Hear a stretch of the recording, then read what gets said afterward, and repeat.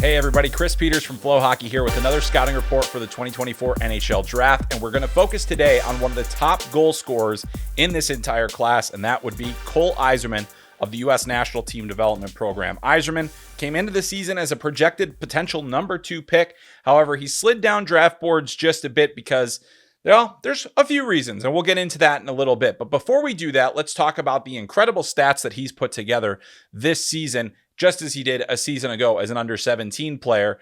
And breaking it all down, in 49 games played, now this is before, we're recording this before the World Under-18 Championship, so these numbers will change.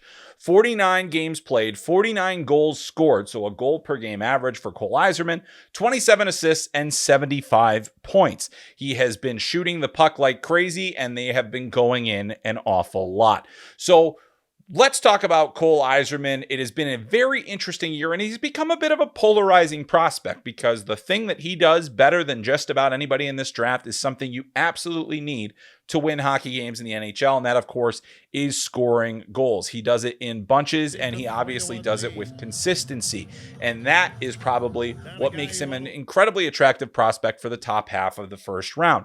Why he's no longer a number 2 or maybe even a number 5 or possibly not even a top 10 prospect is because there hasn't been as much progression, I think, as most people wanted to see in the rest of his game.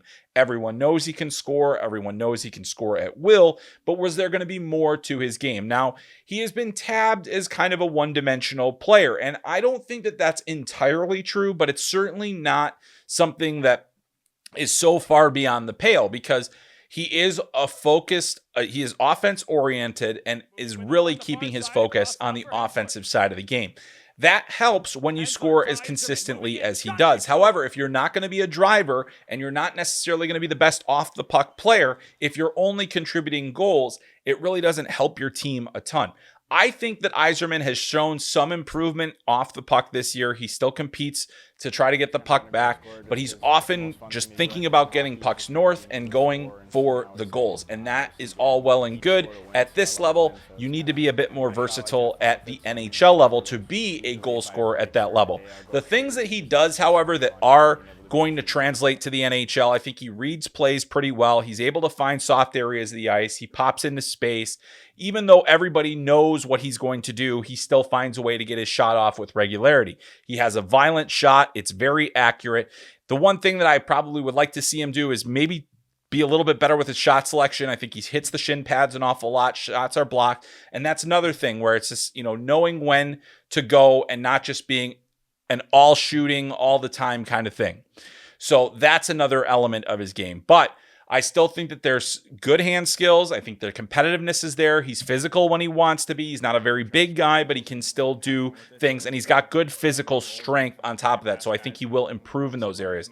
He's committed to go to Boston University next year. He has had a tremendous career pre-college, but the questions will continue about, is he just a goal scorer? And if he is just a goal scorer, is his other elements of his game at an NHL caliber? That is going to be the question that Cole Eiserman has to answer over the next few seasons and allow himself to develop more elements of his game.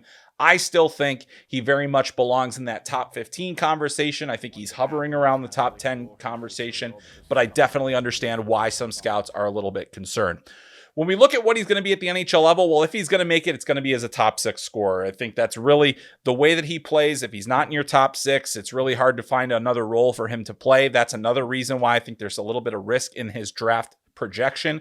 But if he's a top 6 scorer, if he's getting you 40 goals a year, you really don't care about the rest of it because really 40 goals should be considered well within his reach based on his projection, based on what we've seen so far and the fact that he has been a record-setting goal scorer at the National Team Development Program over his 2 years there as he chases down the record from Cole Caulfield. So really interesting player, a lot there. When we look at NHL comparables, I think it's really difficult to find a one-to-one comparable for Cole Eiserman. One of the guys that I look at is actually a guy that's also from Massachusetts, a guy that loves to shoot the puck, and a guy that's really found his scoring touch over the last couple of years, and that's Frank Vatrano of the Anaheim Ducks. Now, I know they say Frank Vatrano, that doesn't sound like a superstar player, but he was an all-star this year and also had 37 goals for the Ducks, and I think that he's a volume shooter. He's a guy that's going to get a lot of pucks to the net. I really like his hand skills. I like his offensive instincts. I think they're similar in build. As I look at the role that Vatrano plays, if that's the top of Eiserman's ceiling, I think that's still a good place for him to be. It's not top 5 worthy, but it's certainly a first round pick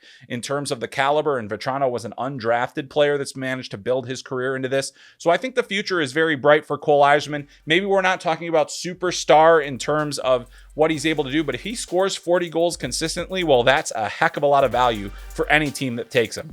And that's going to do it for our talk about Cole Eiserman. Stay tuned for many more scouting reports from me at FloHockey.